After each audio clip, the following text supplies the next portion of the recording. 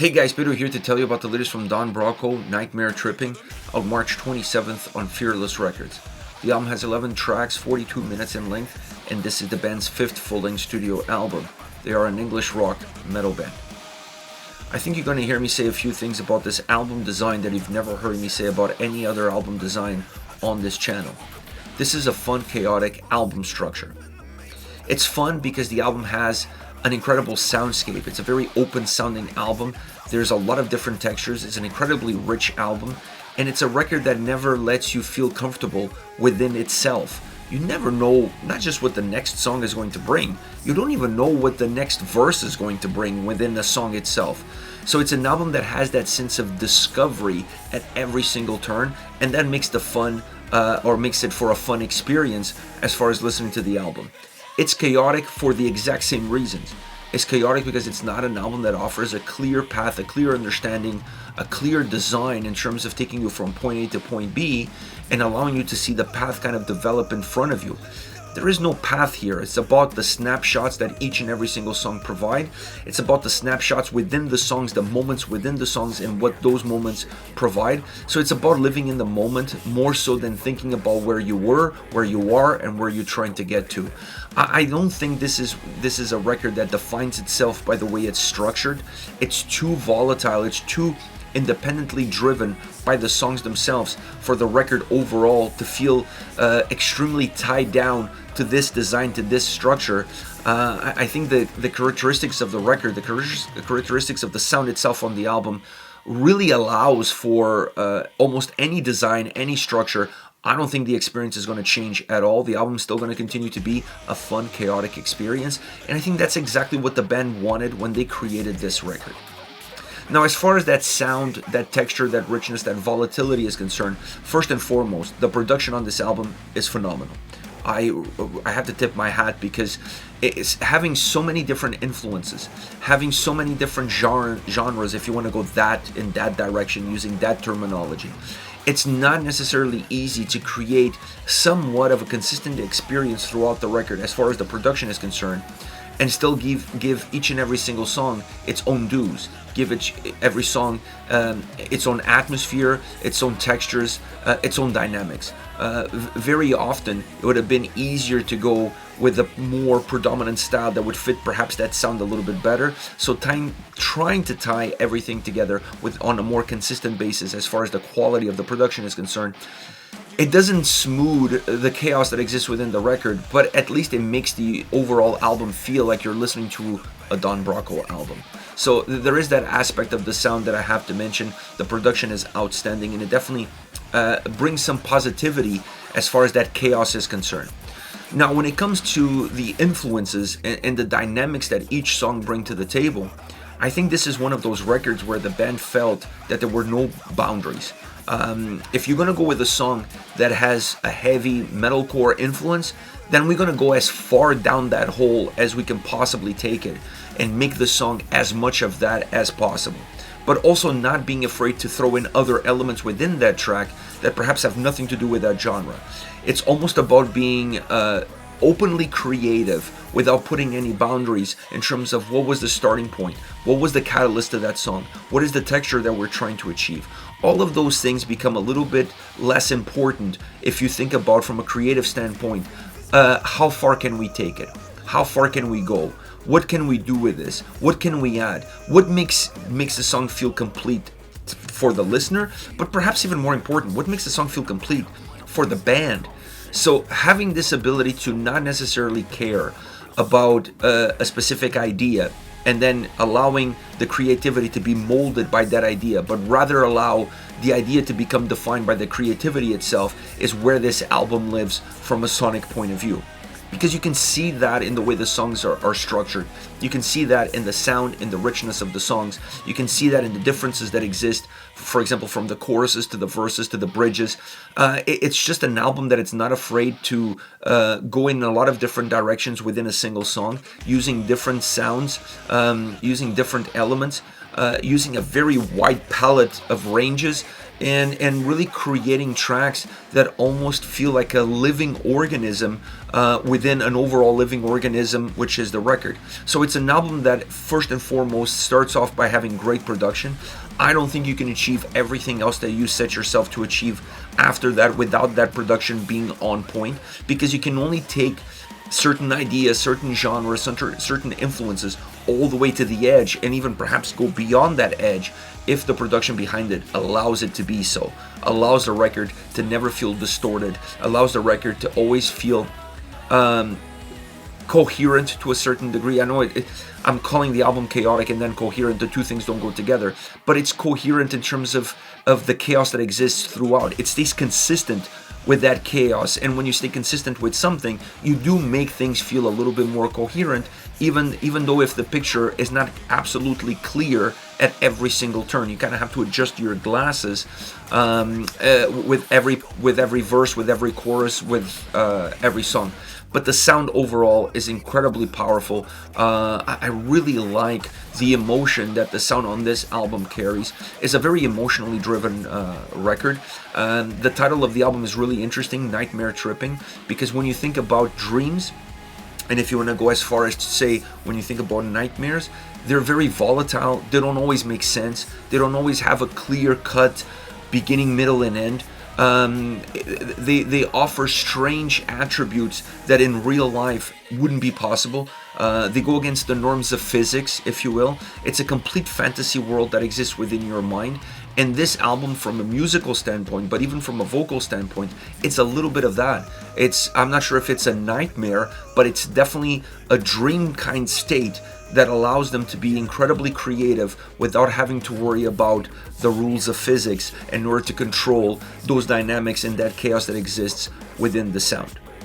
When you look at some of the more important elements of this record sound-wise, I think obviously the album has a very electronic base to it. You're going to see that electronic influence in the drum sound. You're going to get some electronic sounding drums, very 80s by the way, reminding me of bands like Fine Young Cannibals that used to use that style of drum sound and that style of drums. You're also going to get a sound from the drums specifically that have a little bit more heaviness, that have a little bit more size. So the way the electric elements impact the drums don't impact them consistently. The drums are very versatile throughout the entire record. The electronic elements also impact some of the atmosphere of the tracks, some of the mood, the vibe that the songs put forward. They also make the songs feel more consistent, more complete, and they give them a much larger footprint, making these songs feel almost like arena-style tracks. They need to be played in a massive stadium, in a massive arena, because they're really built for size, and definitely the electronic side of the sound helps that. Then when you get into the guitars, you kind of see a downscaling from what you saw as far as the drums and electric elements are concerned. The guitars go all the way from really heavy, breakdown style riffs to a more acoustic, more clean, a more crisp approach. And I thought that was really interesting because I was expecting the guitars to perhaps take a similar approach to where the drums went, and I felt like the guitars took a more organic, a more natural overall rock metal style approach, and that created some internal dissonance within the sound, which I thought was really well put together. They still found room to allow the bass to really shine on this record. I think this is an album that perhaps with everything else that is happening, you're going to forget a little bit about the bass, but the bass on this record plays an important role.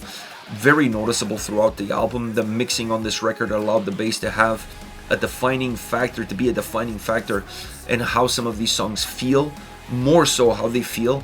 The impact of the sound of the bass on this album specifically, to me, it impacted more the way I felt towards the songs, the emotions that you can drain out of the tracks. So I thought that was an interesting element as well, because it played a much different role than I was expecting coming in. I was expecting to add maybe some grooviness to the album, to the songs.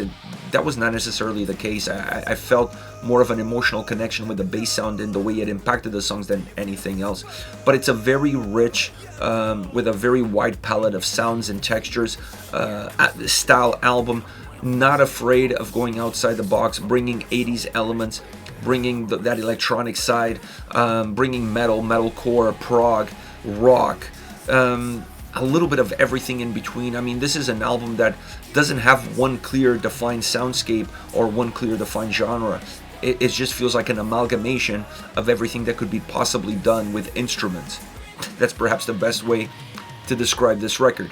Now, once you get into the vocals, this album features 2 guest appearances, one by Sam Carter of Architects on True Believers, and another one by Nickelback on Nightmare Tripping.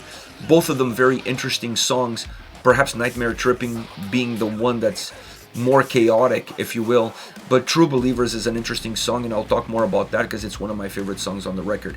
Outside of that, the vocal performance is phenomenal. As versatile, as diverse, as eclectic as the sound is, so is the vocal performance. Talk about everything from absolute clean vocals, almost jazz style vocal approach, to some guttural vocals, not a lot, but a few. This record has it all. It really doesn't hold back as far as what a range can do and what you can do within that range and even outside the range. Like, it's just an incredible album, incredibly strong album vocally, and a lot of the emotion that perhaps becomes defined by the sound, it becomes completely clear the way the vocals interact with the lyrical content and how that emotion is expressed with a combination of both. When you put all in all together, you have one of the best albums of 2026, hands down. Like, this is such a fun album to listen to, regardless of how chaotic it is and how unorthodox it becomes. But I think that's part and parcel of who the band is, who they are. They stay true to that. And on this album, I think what perhaps things change on this record is, like I said, they leaned a little bit heavier on the ideas. If we're going to go with one idea, we're not going to hold back. We're going to push that idea as far as we can until we can't push it no more. And I think that's what sets this album apart. That absolute freedom to not be afraid to go beyond where they had gone before and to go beyond even some of the ideas that you could see within the songs that perhaps could have been pulled back. They didn't pull back. They just pushed it all the way through, and let's see where this song lands. Let's see where we can take it creatively. So it's a great album from that perspective. Super refreshing to listen to a record like this. You don't hear many albums like this these days. This really feels like a throwback to like the Beatles and Queen, that you would create albums with songs that just didn't feel like they would fit together at all. Like, almost like you were listening to a 10-song album and all 10 songs could belong to 10 different bands. So this album kind of has a little bit of that in it, and like I said, to me that's a very refreshing approach. Now, as far as favorite tracks are concerned, I want to start off with Somersaults. Heavy rock song. The guitars really bring a lot of heaviness on this track, but it also has a very wide palette of sound and textures. The bass pops a lot in the mix. You could really hear it, and it really helps add texture to the sound, add atmosphere to the sound, and like I said, add emotion to the sound. The chorus is a little bit bigger, I would say slightly bigger, more open than what the verses are. The verses are more melancholic, and because of that they feel a little bit more closed in, and then the chorus feels a little bit more bright, more hopeful, and that's what it opens it up a little bit more. Very dynamic, both musically and vocally. It's a very dynamic song. There's definitely a certain darkness within this track that becomes a little bit more emphasized in those verses because of the melancholy that exists within them. But it's a great moving track, has so much movement, has so much mobility. It's a great song all around. Then you have True Believers featuring Sam Carter of Architects. The best way to describe this song is, this is what a track would sound like if you got Architects and Beck to do a song together. Because the verses really sound like Architects. It sounds like a metalcore song, both musically and vocally, in terms of the heaviness of the guitars, the density of the sound, the harshness, the heaviness of the vocals, the delivery of the vocals. Everything about the verses sounds like an Architect song, sounds like a metalcore song. When you get into the chorus sounds a little bit more like a Beck song. It has a different vibe, it has a different tone, it has a different atmosphere. You start to add acoustic elements into it. It just feels like a completely different track all around. Funny enough, the two elements, or the two influences, work really well on this song. They don't feel that far apart from one another as it might seem at first glance. There's a lot of things in common, and I think the way they tied the verses and the chorus together by finding some commonalities is what makes the song less chaotic and a lot more enjoyable. Last but definitely not least, Pacify Me. Heavy electronic presence on this song. This is one of those that really uses heavily the electronic side of their sound. It has a little bit of an R&B feel to it in terms of the mix, in terms of the way the song comes across. Everything about this track really screams to me a little bit Timbaland. It almost feels like a song produced by Timbaland in terms of the background that the track offers, that R&B style production as far as the song is concerned. It's an insanely good song. It has warm moments, it has composure, but it also has an excellent chorus with heaviness that really helps spread throughout the song, but more concentrated on the chorus. It's a crazy track with a lot of different emotions, a lot of different feels, but it's such a great song because it brings in, like I said, an R&B presence in terms of the production style and sound, and then it meshes in with that with a little bit more heaviness, with a little bit more intensity, with a little bit more aggression, creating a completely different experience, but always going back to that more R&B surface where things are a little bit less volatile. Great track, really a standout song as far as I'm concerned on this record by Don Broco. Once again, Nightmare Tripping comes out March 27th on Fearless Records. Let me know your thoughts on this insane record. Hit me up in the comment section, and I'll see you all at the next one. Take care, guys.